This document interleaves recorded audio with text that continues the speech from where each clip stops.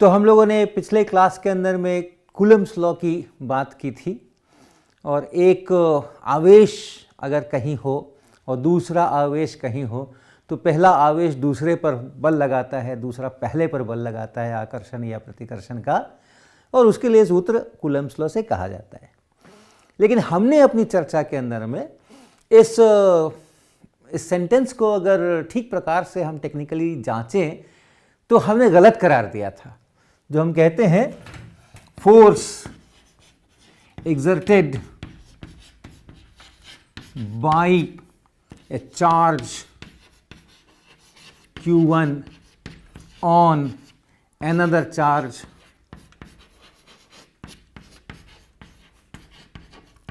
q2 is F is equal to q1 q2 by 4 pi epsilon naught r square magnitude में और फिर उसका direction. ऐसे हम लोग सामान्यतः कूलम्ब्स लॉ पढ़ते हैं, लेकिन अगर हम इसको ठीक प्रकार से देखें तो ये अपने आप स्पेशल थियोरी ऑफ रिलेटिविटी के साथ कंसिस्टेंट नहीं है। और इसलिए हमने उसके बाद एक दूसरा जो मॉडर्न व्यू है वो रखा कि एक चार्ज दूसरे चार्ज पर फोर्स लगाता ही नहीं है। चार्ज पे फोर्स लगाने का काम दूसरे चार्ज का है ही नहीं। चार्ज पे फोर्स लगाने का काम इलेक्ट्रिक फील्ड का है। इस चार्ज के ऊपर किसने फोर्स लगाया, ये फोर्स किसने लगाया? इस चार्ज ने नहीं लगाया, बल्कि इलेक्ट्रिक फील्ड ने लगाया। हाँ, वो इलेक्ट्रिक फील्ड आया कहाँ से? वो इस चार्ज के कारण से आया। वो बात अपने आप ठीक है। अगर यहाँ एक चार्ज Q1 है और उससे r डिस्टेंस पर एक दूसरा चार्ज Q2 है, तो इस पर जो फोर्स लग रहा है वो फोर्स इतना लग रहा है, ये तो बात ठीक है, ये इतना फोर्स इसके ऊपर लग रहा है। लेकिन ये फोर्स कौन लगा रहा है? ये Q1 नहीं लगा रहा है। Q1 ने जो सब जगह इलेक्ट्रिक फील्ड पैदा किया होगा, यहाँ वहाँ वहाँ वहाँ सब जगह जो इलेक्ट्रिक फील्ड पैदा किया होगा, तो यहाँ वाला जो इलेक्ट्रिक फील्ड है, इसके लोकेशन पर जो इलेक्ट्रिक फील्ड है जो इसने पैदा किया है, और भी बाकी जगह भी पैदा किया हुआ है, यहाँ जो फील्ड है वो फील्ड इस पर फोर्स लगाता है। अगर मैं ये चार्ज यहाँ से उठा करके और यहाँ रख दूँ तो इसने यहाँ भी फील्ड पैदा किया हुआ था, यहाँ भी किया हुआ था, सब जगह किया हुआ था। यहाँ वाला जो फील्ड है वो इस पर फोर्स लगाता है। तो एक आवेश दूसरे आवेश पर बल नहीं लगाता, बल्कि इलेक्ट्रिक फील्ड का काम है बल लगाने का। इसको हमने पिछले दिन इसकी चर्चा की थी, इस पर जोर दिया था। और इसलिए हमने कहा कि जो फोर्स है, किसी चार्ज पर जो फोर्स है वो Q टाइम्स E है। ये इलेक्ट्रिक फील्ड है। तो ये इलेक्ट्रिक फील्ड जितना होगा, जिस दिशा में होगा, उसके अनुसार ये फोर्स बनेगा। तो हम इलेक्ट्रिक फील्ड को कई बार पाठ्यपुस्तकों में इलेक्ट्रिक फील्ड ऐसा डिफाइन करते हैं, ऐसा डिफाइन करते हैं। गणित में देखें तो ये और ये एक ही चीज़ है, लेकिन जो संदेश है वो संदेश अलग अलग है। इसका संदेश क्या है? फोर्स है और फोर्स से हम इलेक्ट्रिक फील्ड डिफाइन कर रहे हैं। इसका क्या संदेश है? इलेक्ट्रिक फील्ड है और उस इलेक्ट्रिक फील्ड के कारण से कुछ फोर्स है जिसको हम इस इक्वेशन से डिफाइन कर रहे हैं। तो हालांकि ये दोनों इक्वेशन गणित के हिसाब से देखें तो एक ही इक्वेशन है, उसी को आपने इसको इधर कर दिया, उसको उधर कर दिया, तो ऐसा हो गया। लेकिन जो उसका वास्तविक संदेश है वो काफ़ी अलग है। इसमें है जैसे कि फोर्स तो है ही, और उस फोर्स से हम इस इलेक्ट्रिक फील्ड को परिभाषित कर रहे हैं। यहाँ पर है नहीं, इलेक्ट्रिक फील्ड ही फोर्स का कारण है। इलेक्ट्रिक फील्ड है और उसके कारण से ये इतना फोर्स जनरेट हो रहा है। इलेक्ट्रिक फील्ड उस पर Q आवेश पे इतना फोर्स लगा रहा है। तो ये चीज़ें हम लोगों ने बातचीत की थी। और फिर हमने देखा था कि हम इलेक्ट्रोस्टैटिक्स किसको कहते हैं।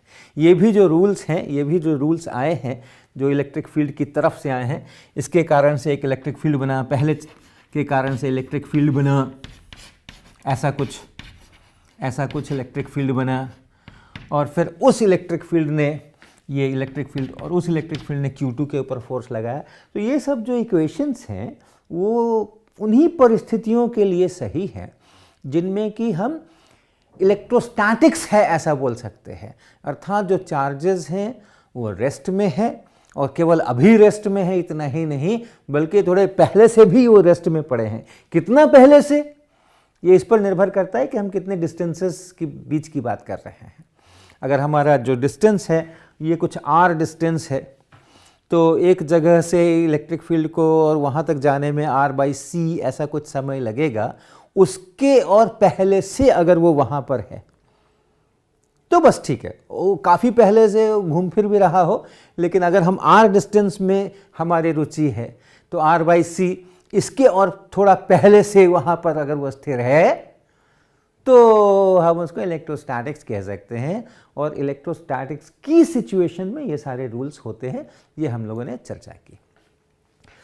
फिर हमने एक वेक्टर इक्वेशन लिखने की कोशिश की, क्योंकि हम गणित भी थोड़ा थोड़ा साथ में पढ़ रहे हैं, थोड़ा सा मैथमेटिकल फिजिक्स भी चल रहा है इलेक्ट्रोडायनामिक्स के साथ, क्लासिकल इलेक्ट्रोडायनामिक्स के साथ में। तो हमने एक एक्सेस सिस्टम बनाया, XYZ एक्सेस बनाया, इसको आप कह सकते हैं Z, इसको Y, इसको X कह सकते हैं, या इसको X, इसको Y, उसको Z ऐसा भी कह सकते हैं। तो XY, इसको X, इसको Y और इसको Z ऐसा कह सकते हैं। तो एक एक्सेस सिस्टम बनाए, राइट हैंडेड एक्सेस सिस्टम। और फिर हम एक आवेश लेते हैं और उसको हम Q' लिखते हैं, और ये कहाँ है ये बताने के लिए हम ये पोजीशन वेक्टर लेते हैं और इसको हम R' ऐसा ये पोजीशन वेक्टर बताते हैं। और इसके कारण से अगर कहीं और हमें फील्ड लिखने हैं, मान लीजिए हमें यहाँ कहीं फील्ड लिखना है, तो इस जगह पे कोई चार्ज है या नहीं है, ध्यान रखिएगा, कोई भी चार्ज होना ज़रूरी नहीं है। यहाँ पे फील्ड इसका है, यहाँ भी है, यहाँ भी है, सब जगह है। और उसको अगर हमने R ऐसा वेक्टर बोला, यहाँ पे हमें फील्ड चाहिए, किसके कारण से फील्ड चाहिए, इसके कारण से। तो ये हम लोगों ने देखा, ये Q' 4πε0 यहाँ, और R vector minus R' vector, और डिवाइडेड बाई इसका जो मैग्नीट्यूड है उसका क्यूब। ये इस फॉर्म में हमने लिखा उसको। ऐसे भारी भरकम लग रहा होगा, लेकिन कुछ ज़्यादा है नहीं। ये जो R vector minus R' vector है वो एसेंशियली ये वाला वेक्टर है, और इसलिए इसका जो मैग्नीट्यूड है वो ये डिस्टेंस है, और क्यूब है यहाँ पे, एक मैग्नीट्यूड यहाँ है तो स्क्वायर हो जाएगा, तो वही है Q/4πε0r², वही है। लेकिन इस प्रकार से हम लिखते हैं। आज हम चर्चा करने जा रहे हैं कि अगर एक चार्ज नहीं हो करके और एक समूह है चार्जेस का, एक डिस्ट्रीब्यूशन है चार्जेस का, कलेक्शन है चार्जेस का, उसके कारण से हम ये फील्ड कैसे लिखेंगे। तो एक बहुत अच्छी सी बात है इसमें कि ये जो इलेक्ट्रिक फील्ड है चार्जेस के कारण से, वो प्रिंसिपल ऑफ सुपरपोजिशन का पालन करते हैं। अर्थात अगर कई सारे चार्जेस हैं तो आप एक एक चार्ज के कारण से फील्ड लिख लीजिए और उन सब फील्ड्स को आपस में जोड़ दीजिए, तो आपको पूरे कलेक्शन के कारण से फील्ड मिल जाएगा। इसको हम लोग कहते हैं प्रिंसिपल ऑफ सुपरपोजिशन। कई जगह ये लागू होता है, कई जगह ये लागू नहीं होता है। इलेक्ट्रोस्टैटिक्स में फील्ड के लिए ये लागू होता है, कई जगह नहीं भी लागू होता है। जैसे अगर मान लें हम कहें कि डबल स्लिट एक्सपेरिमेंट आपको याद होगा इंटरफेरेंस लाइट का, एक स्लिट से इंटेंसिटी I1 है, अकेले एक स्लिट से, दूसरे स्लिट से I2 है, लेकिन दोनों साथ खोल दें तो वो I1 + I2 नहीं होती है, ज़रूरी नहीं है। एक स्लिट के कारण से इतना है, दूसरे के कारण से इतना है, दोनों साथ खोल दीजिए तो वो जोड़ नहीं होता है, तो वहाँ पे प्रिंसिपल ऑफ सुपरपोजिशन लागू नहीं होता है। तो यहाँ ऐसा नहीं है, यहाँ लागू होता है। एक चार्ज के कारण से फील्ड लिखिए, अगर दूसरा है तो उसके कारण से भी लिख के जोड़ दीजिए, तो दोनों के कारण का जो संयुक्त फील्ड है वो आपको मिल जाएगा। तो उसका उपयोग हम लोग करते हैं।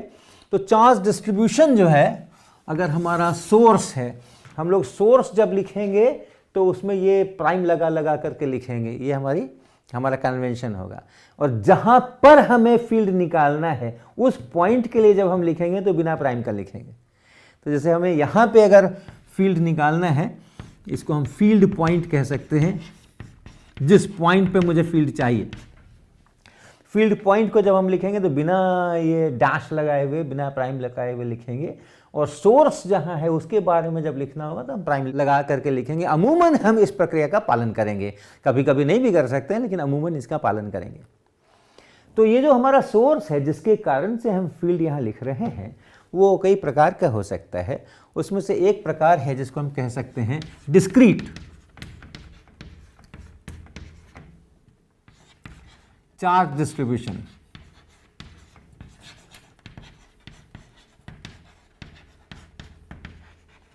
और डिस्क्रीट का मतलब अलग अलग, जिनको हम अलग अलग काउंट कर सकते हैं, ये एक है, ये दूसरा है, ये तीसरा है, ऐसे हम जिनको काउंट कर सकते हैं तो उसको हम लोग डिस्क्रीट कहते हैं। तो अगर हमारे पास में एक्सेस सिस्टम है, ऐसा कुछ एक्सेस सिस्टम है, ये हमने एक्स वाई जेड ऐसा लिखा, एक्स वाई और एक्स से वाई की तरफ जाइए तो जेड ऐसे लिखा, तो एक चार्ज यहाँ है, एक यहाँ है, एक वहाँ है, ऐसा अलग अलग चार्जेस हैं। हम उसको कह सकते हैं कि हाँ ये देखो एक रहा, ये देखो दूसरा रहा, तो ऐसे जो सेपरेट सेपरेट ये सब पॉइंट चार्जेस हैं, तो उनको हम लोग कहते हैं ये डिस्क्रीट चार्ज डिस्ट्रीब्यूशन है।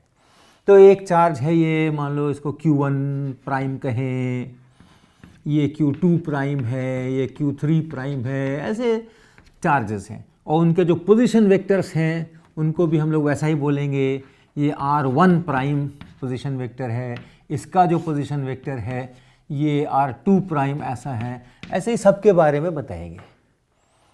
और इसके कारण से, इस चार्ज डिस्ट्रीब्यूशन के कारण से, इस समूह के कारण से किसी पॉइंट पे मुझे इलेक्ट्रिक फील्ड चाहिए, और वो जो पॉइंट है जहाँ भी है उसको हम ये पॉइंट कहेंगे, और उसका जो पोजीशन वेक्टर है उस पोजीशन वेक्टर को हम R कहेंगे। ऐसा ये पॉइंट है जहाँ पर कि मुझे फील्ड चाहिए। तो अपना जो सूत्र है इसी का इस्तेमाल हम करेंगे, इसका इस्तेमाल करेंगे। एक चार्ज के कारण से क्या है वो हम यहाँ लिखा हुआ है हमने, R प्राइम पोजीशन पे Q प्राइम चार्ज अगर हो तो R इस पोजीशन पे इतना इलेक्ट्रिक फील्ड होता है। तो हर एक चार्ज के लिए अलग अलग इस्तेमाल करके हमें जोड़ देना है। तो कैसे लिखेंगे, QI, ये ith charge, Q1, Q2, Q3, Q4 वो वाला I है, I बराबर 1, I बराबर 2, I बराबर 3 लेंगे तो अलग अलग चार्जेस मुझे मिलेंगे। तो QI प्राइम, QI प्राइम, और R तो वही है, ये R क्या है, किस जगह पे फील्ड चाहिए उसका पोजीशन वेक्टर, हमें यहां पे फील्ड चाहिए उसका पोजीशन वेक्टर, तो ये R तो वही है, और यहां पे RI प्राइम ऐसा, राइट। ये R प्राइम जो है वो RI प्राइम ith चार्ज के कारण से मैं फील्ड लिख रहा हूं, divided by 4 pi epsilon not, इसका magnitude R minus RI prime और उसका क्यूब ऐसा, और इसको जोड़ देना है हर एक चार्ज के लिए, हर एक चार्ज के लिए फील्ड निकाल करके जोड़ देना है। याद रखिएगा ये वेक्टर है, तो वेक्टर सम होना है, ये ऐड होना मतलब वेक्टर सम होना है, ये बना इलेक्ट्रिक फील्ड।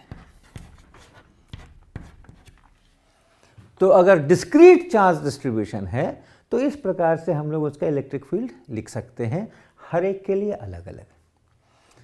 अब आप ट्राई कीजिएगा, एक प्रॉब्लम इससे बनाने की कोशिश कीजिएगा, इस एक्सप्रेशन से।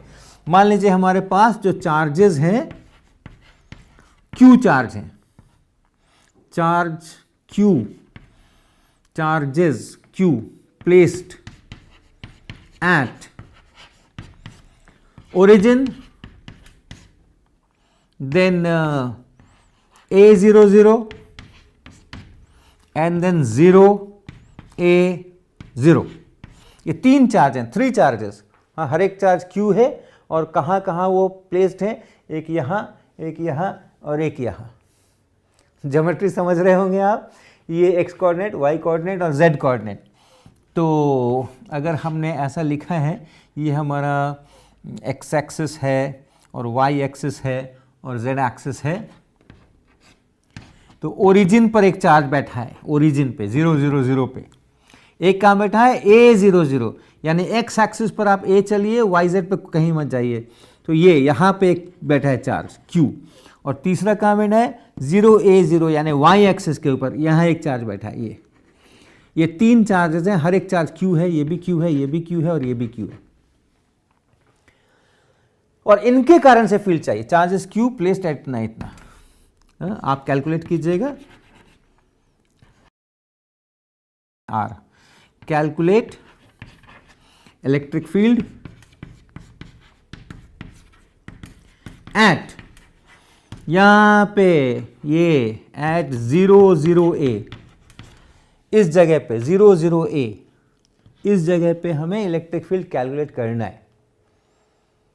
तो क्या करेंगे हम, आर वेक्टर क्या है, अभी आर वेक्टर क्या है, आर वेक्टर यानी जहां फील्ड कैलकुलेट करना है उसका पोजीशन वेक्टर, इसका पोजीशन वेक्टर, ये आर वेक्टर होगा।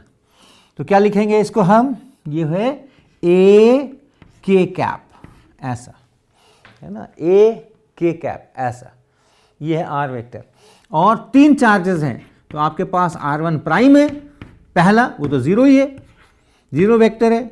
दूसरा सेकंड चार्ज कहाँ है, ये है सेकंड चार्ज एक्स एक्सिस पर, ये है आपका r2 प्राइम, तो ये क्या है, ये है ए आई कैप। और तीसरा है ये 0a0 यानी वाई एक्सिस के ऊपर, तो r3 प्राइम है ए जे कैप। ये यूनिट वेक्टर आप जानते हैं, एक्स एक्सिस की तरफ जो यूनिट वेक्टर है उसको आई कैप लिखते हैं, वाई एक्सिस की तरफ जो यूनिट वेक्टर है उसको जे कैप लिखते हैं, जेड एक्सिस की तरफ जो यूनिट वेक्टर है उसको के कैप लिखते हैं। तो ये है r1 prime, r2 prime, r3 prime, ये सब चीज़ें आपको पता हो गई। क्यू आई प्राइम, सभी क्यू क्यू क्यू हैं, तीनों जो है क्यू क्यू क्यू हैं। और उसके बाद आप इसको लिखें, इसको कैलकुलेट करें और इलेक्ट्रिक फील्ड को यहाँ से निकाल करके लाएं, तो आपको इस प्रक्रिया का थोड़ा अभ्यास होगा। तो ये है डिस्क्रीट चार्ज डिस्ट्रीब्यूशन का मामला। अब हम चलें दूसरी तरफ, कंटिन्यूअस चार्ज डिस्ट्रीब्यूशन। तो कंटिन्यूअस चार्ज डिस्ट्रीब्यूशन भी कई प्रकार के होते हैं, 3 प्रकार के बेसिकली, उनकी हम थोड़ी चर्चा करते हैं, थोड़ी जगह बनाएं। कंटिन्यूअस चार्ज डिस्ट्रीब्यूशन,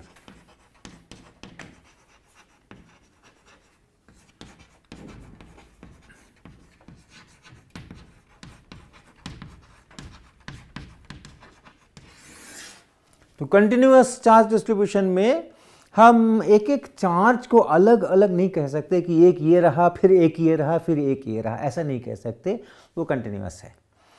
एक उदाहरण से हम शुरू करते हैं। मान लीजिए हमारे पास एक तार है, हमारे पास एक प्लास्टिक का तार है, ओके, कोई प्लास्टिक वायर है ये,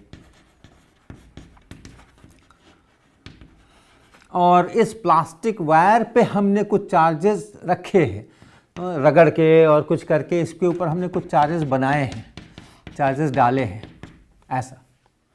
तो अगर प्लास्टिक वायर को आपने रगड़ करके चार्ज बना दिया है, तो वैसी हालत में हम कहीं भी जाएं तो आपको कितना भी छोटा टुकड़ा लेंगे हम, तो कुछ चार्ज नज़र आएगा। तो हम अब Q1 Q2 टाइप से नहीं बता सकते कि देखो ये रहा Q1, ये रहा Q2, बीच में कुछ नहीं, ऐसे नहीं बता सकते हैं, इसलिए इसको कंटिन्यूअस कहते हैं।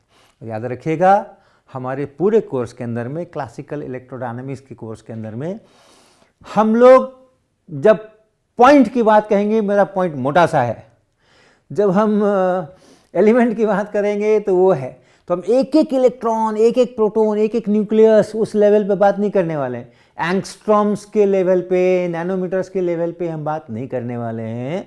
हम जब भी बात करेंगे तो एक उसमें लेंथ होगी, एक वॉल्यूम होगा, तो कुछ बड़ा सा हमारा होगा, वही मेरा पॉइंट है, ये ध्यान रखिएगा। तो एटम बाय एटम मत बोलेगा कि एक एटम है तो बगल में दूसरा एटम है तो बीच में खाली जगह है, वो सब नहीं। अपने इलेक्ट्रोडायनेमिक्स में हमारा, इसको हम कंटिन्यूअस बोलेंगे। हम जितना भी टुकड़ा ले सकते हैं, मिलीमीटर टाइप लें, या हम 1/10 ऑफ मिलीमीटर लें, 1/100th ऑफ मिलीमीटर लें, उसके अंदर में बहुत सारे एटम्स हैं, इसलिए हमारे लिए वो कंटिन्यूअस ही है। तो इस तरीके का जो डिस्ट्रीब्यूशन है, ये कंटिन्यूअस चार्ज डिस्ट्रीब्यूशन का एक उदाहरण है। अब ये मोटाई अगर बहुत कम है, स्टार की मोटाई अगर बहुत कम है, किसकी तुलना में, जहां भी मुझे फील्ड निकालना है, इसके कारण से मान लो मुझे यहां फील्ड निकालना है, तो ये जो डिस्टेंसेस हैं, इन डिस्टेंसेस की तुलना में अगर ये मोटाई बहुत कम है, तो केवल ये जो लाइन है इधर ही की लेंथ इंपॉर्टेंट है, इसके जो मोटाई वाली लेंथ है वो इंपॉर्टेंट नहीं है। तो इसको हम लोग कहते हैं, ये कैसा चार्ज डिस्ट्रीब्यूशन है, ये लीनियर चार्ज डिस्ट्रीब्यूशन है।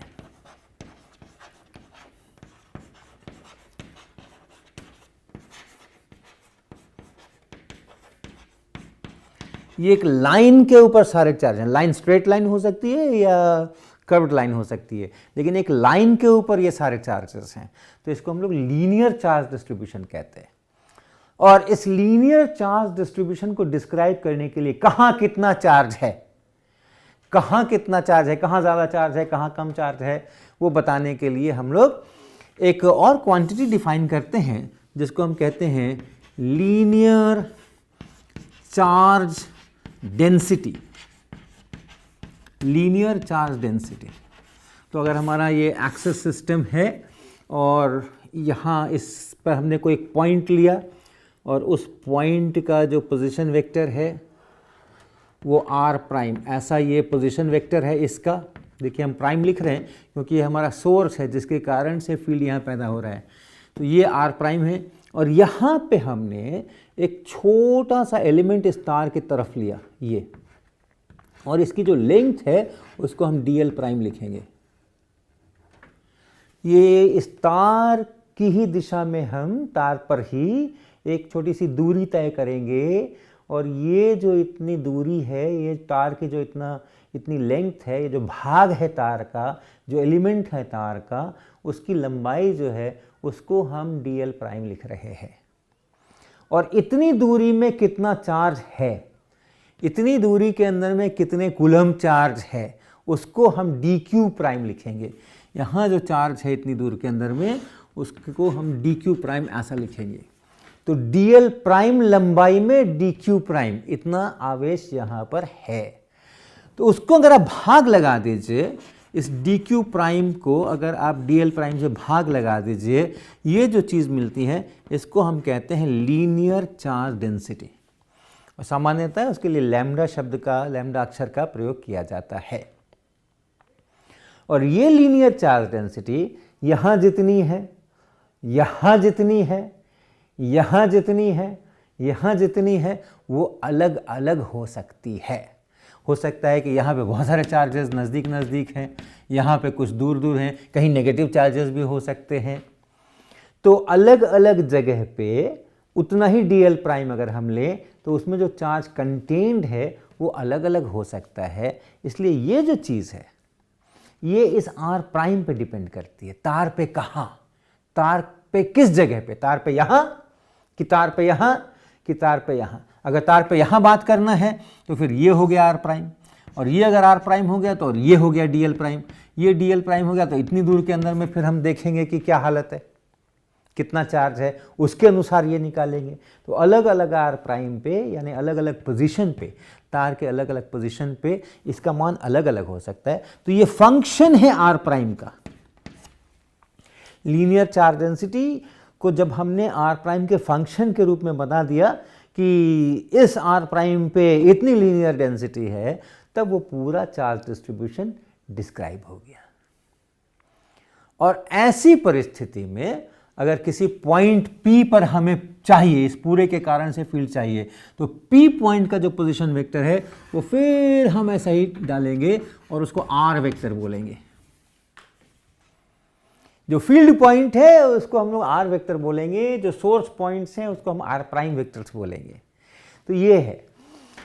तो जो आपका बेसिक रूल था फिर से याद कीजिए, पॉइंट चार्ज के कारण से Q प्राइम और फिर R vector minus R prime vector divided by 4 pi epsilon naught mod R minus R prime cube, इसी का हम उपयोग करने जा रहे हैं।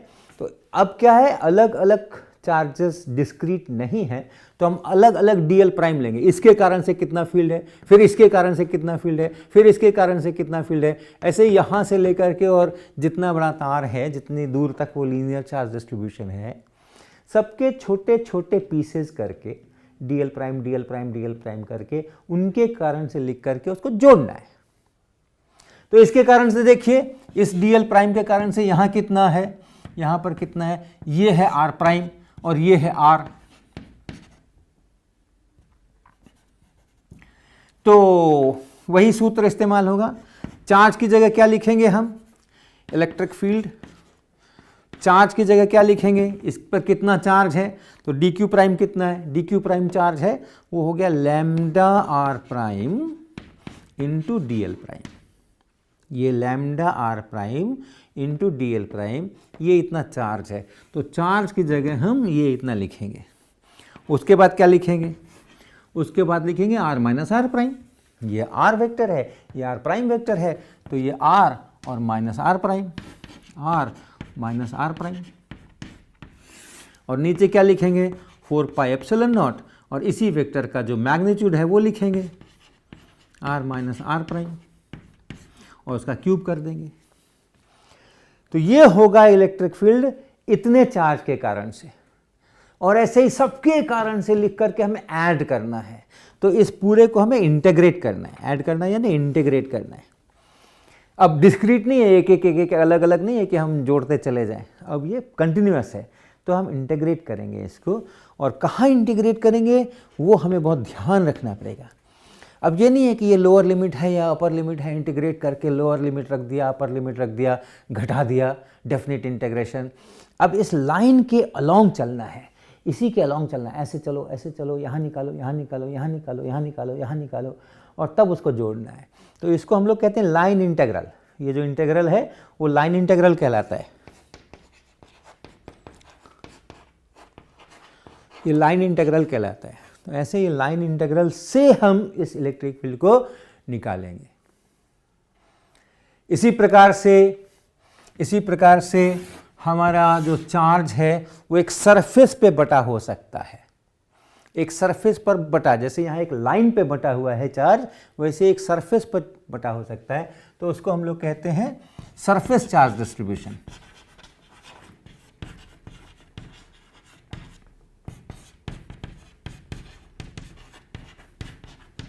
एक सरफेस है, कोई एक सरफेस है, इतनी दूर के अंदर में चार्ज है,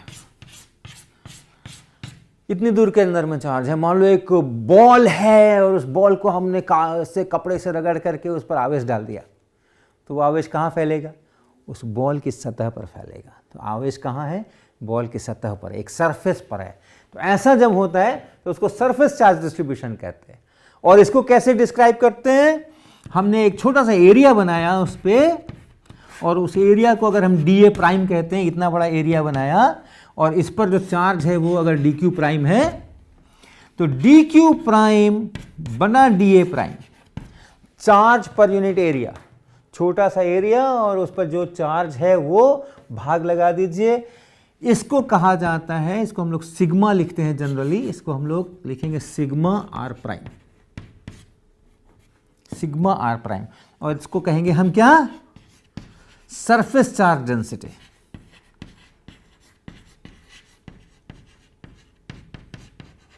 उसको हमने कहा था लीनियर चार्ज डेंसिटी, इसको हम कह रहे हैं सरफेस चार्ज डेंसिटी। सरफेस के ऊपर एक एरिया लीजिए, उस एरिया पे कितना चार्ज है वो देखिए, भाग लगाइए, तो वो सरफेस चार्ज डेंसिटी।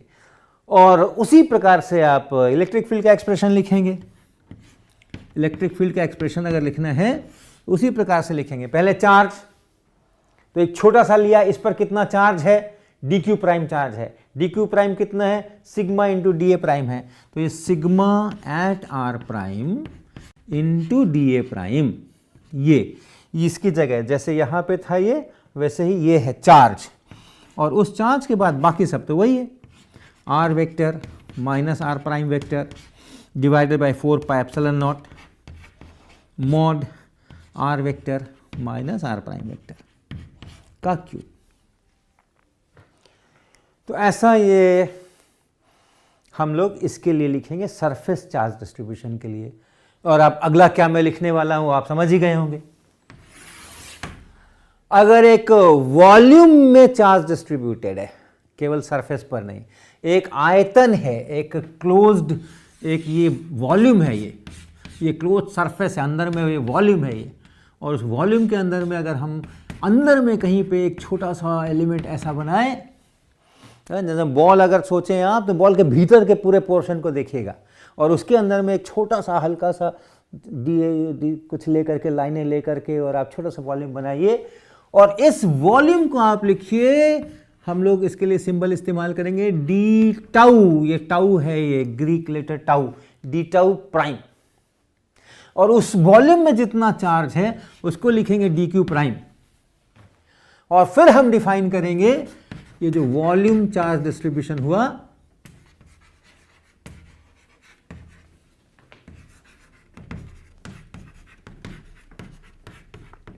इसके लिए फिर हम डिफाइन करेंगे वॉल्यूम चार्ज डेंसिटी, रो लिखेंगे उसके लिए। कहां पे? आर प्राइम पे। हमारा कोई एक्सेस सिस्टम होगा, ये होगा आर प्राइम, जहां हमने ये सोर्स का एलिमेंट लिया है वो आर प्राइम है। और इस कैसे बनाएंगे इसको? D q prime divided by d tau prime, ऐसे बनाएंगे। यानी चार्ज कितना है यहां पे? Rho into d tau prime. और इलेक्ट्रिक फील्ड अगर लिखने हैं तो उसी प्रकार से लिखेंगे हम, रो आर प्राइम और डी टॉ प्राइम, ये चार्ज हो गया। इधर वही r minus r prime divided by 4 pi epsilon naught mod r minus r prime का क्यूब। और ये जो मैंने लिखा यहां भी और वहां भी, वो केवल एक एलिमेंट के कारण से लिखा है। तो पूरे के कारण से लिखने के लिए आप इसको इंटीग्रेट भी करेंगे, और यहाँ इसको सरफेस पे इंटीग्रेट करेंगे, पूरे सरफेस पे जहाँ जहाँ चार्ज है, जितनी दूर में वो चार्ज फैला हुआ है उस पर इंटीग्रेट करेंगे। और यहाँ इसको इंटीग्रेट करेंगे वॉल्यूम के ऊपर, जितनी दूर में वो चार्ज है उस पूरे वॉल्यूम के ऊपर इंटीग्रेट करेंगे। तो ऐसे कंटिन्यूअस चार्ज डिस्ट्रीब्यूशन हमें 3 वैरायटी के मिलेंगे, लीनियर, सरफेस और वॉल्यूम। तो और सबके अपने अपने एक्सप्रेशन है, लेकिन सभी कुछ एक ही से निकल रहा है, इसी से निकल रहा है। और फिर कैसे उसको इंटीग्रेट करना है, कुछ कुछ खास परिस्थितियों में हम उदाहरण लेकर के आगे के लेक्चर्स में करेंगे। लेकिन मुख्य रूप से आप ये ध्यान रखिएगा कि चार्ज की जगह पे हमें एक एलिमेंट का चार्ज रखना है और फिर सभी का मिला करके जोड़ना है।